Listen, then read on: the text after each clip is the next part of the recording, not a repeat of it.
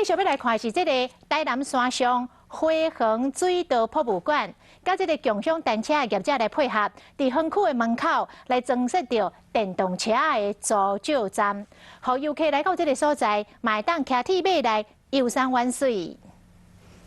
即马真侪人拢开始规划佚佗的行程。台南山上花园水道博物馆嘛，和共享铁马业者合作，伫园区的门口增设新的站，互各地民众来山顶佚佗的时阵，会当加一个选择。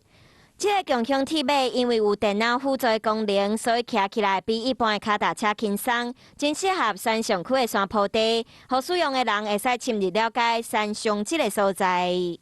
B-Bike 可以让你畅游山上区，而且包含在我们1.8公里外的净水池区那边，你都可以透过 B-Bike 直接骑过去。透过新的交通工具，希望会使提升山上区的观光，让民众来到山上的时阵，会使用更加轻松的方式来体会区内的人文风情。